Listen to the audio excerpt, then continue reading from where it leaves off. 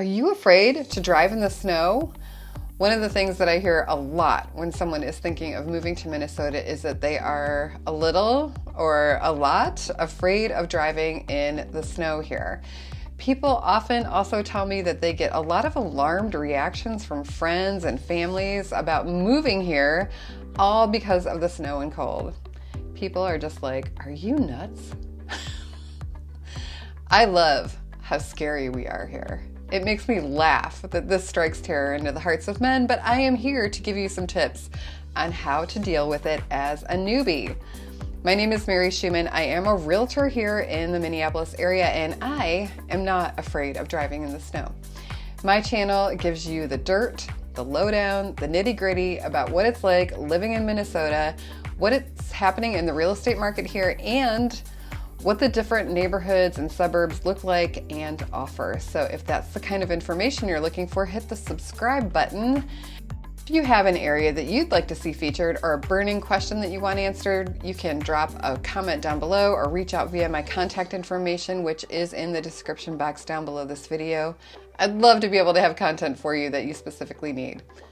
I do not work for the Minnesota Department of Safety, but I have lived here for a while, and I have also spent most of my life in snowy states, although this is the snowiest by far. We just got another 16 inches of snow a couple of days ago, end of February. So here's what I know about how to navigate in snow, and it's like anything else, a bit of common sense and some caution. So don't be afraid of snow. It's one of the reasons to live in Minnesota. Snow can be a lot of fun, and it's really pretty. I'll start with the car itself. People here often have all-wheel drive vehicles, and it is highly recommended that you do so as well. If you're buying a car in the summer, you may think this is overkill, but when February rolls around and you have another 16 inches of snow to deal with on the streets, you're gonna pat yourself on the back. If you can avoid having a rear-wheel drive car, you'll be happier than someone who couldn't somehow avoid having a rear-wheel drive car and is literally stuck with it. You'll see a lot of people driving Subarus around here, and although it seems like a little bit of a stereotype, they are tough cars that really manage the snow well. It also helps to pick a car that sits a little bit higher up from the ground. I'm not talking about a monster truck, but sports cars or cars that sit really low to the ground are likely to struggle a bit. The next tip is to make sure that you have good tread on your tires. The effect of this cannot be overstated. We've actually had new tires put on cars that couldn't seem to function in the snow, and the difference that alone made was a night and day in the ability for that car to keep moving and not find ourselves stuck in an alleyway somewhere. Another tip is to keep your gas tank full in winter. If you do get stranded, you'll then be able to cycle the car on and off for heat while you wait for help without running out of gas. And I'd also recommend, of course, having a cell phone charger in the car. All right, now for some driving tips. Number one, if the weather is bad, stay home. Don't drive. Many people seem to resist this one, but you really shouldn't. It's not only about you, but it's also about allowing plows room to clear the streets, and police and first responders the ability to be able to have the clearest routes and least number of people to rescue if you've overestimated your car's abilities or underestimated the severity of the weather. Number two, keep your headlights on. It's surprising what a difference this makes.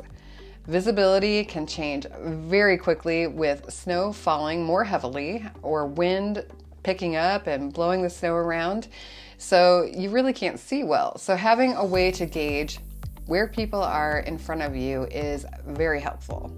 Number three is don't overcorrect. If your car starts sliding, do not jerk the wheel trying to fix it in the opposite direction. Turn it in the direction that you're sliding and take your foot off the gas and just try to ride it out.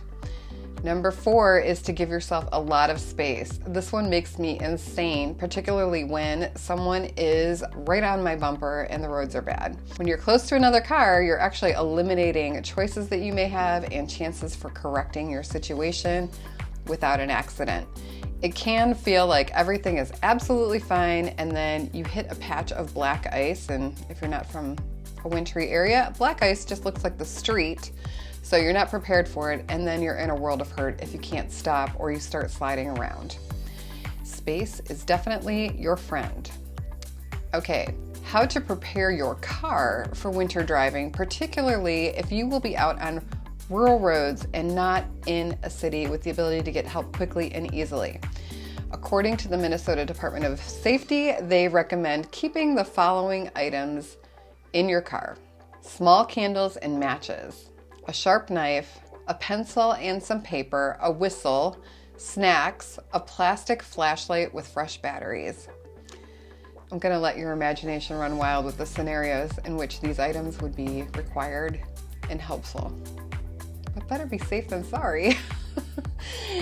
If you have room in your car or in your trunk for other things, you should consider carrying jumper cables, a small shovel. They actually make these kind that fold and they fit in your trunk easily, and specifically for this reason.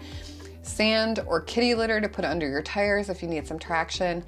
I also like carpet samples because they lay flat and you can set them on top of the snow and wedge them under the tire for traction.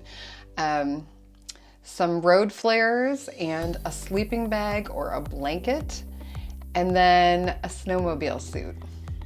Reading this list makes me realize that I can be more prepared than I am. I don't own a snowmobile suit because I don't own a snowmobile. So I'm gonna amend the recommendations to say an extra pair of snow pants if you have them, a warm hat and gloves, and a dry pair of socks, assuming that you actually wore your parka like a good human and didn't leave it at home like some overconfident teenager that doesn't believe in wearing a coat. What if you do become stuck? Number one is to pull as far off the road as you can so that you don't get hit by other vehicles, and then call 911, give your location and the condition of everyone in the car. Number two is to stay in your car. In a snowstorm, you do not want to get hit by another car if you're outside of the vehicle, or get lost in the storm because you lose your way and can't see. If you must leave your car, use that pencil and paper and write a note with your contact information and leave it in the front windshield inside the car so that it doesn't blow away. That's it. Now I'm really scared. Just kidding, I'm not.